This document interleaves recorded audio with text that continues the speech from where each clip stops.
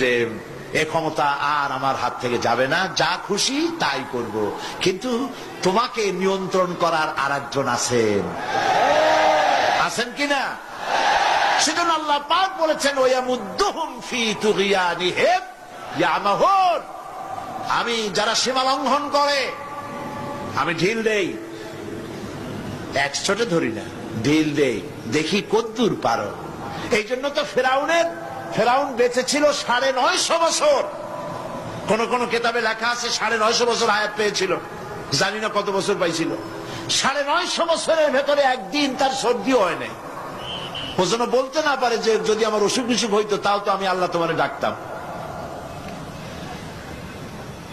মানে মুনাফিক, কাফের, বেঈমান, অহংকারী, আল্লাহ সুযোগ দেন, পাপিষ্ঠকে সুযোগ দিয়ে দেন। এই কথা যেন বলতে না পারে যে আল্লাহ আর যদি 6টা মাস সময় পাইতাম তাহলে আমি ভালো হয়ে যেতাম। এরকমও সুযোগ দেওয়া হয় না। ঠিক আছে, করতে থাকো, দেখি কদ্দুর পারো। তারপরে যখন সীমা লঙ্ঘন করে করে একদম প্রান্তে এসে যায়, তখন দড়ির অপর প্রান্ত কার কাছে? কার কাছে? ঘুড়ি যত উপরেই ওড়ে, ঘুড়ির লাটায় ওর পেছনে একটা সুতা আছে, সেই সুতাটা আরেকজনের হাতে, ঠিক না?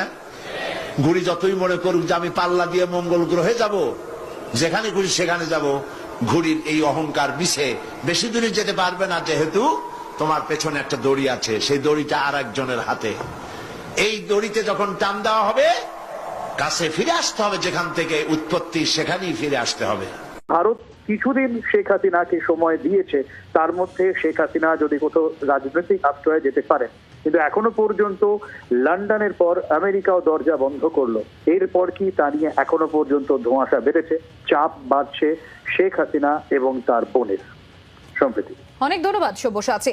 আপনাদের আরো একবার জানাবো, শেখ হাসিনার ভিসা বাতিল করলো আমেরিকাতেও যেতে পারবেন না শেখ হাসিনা।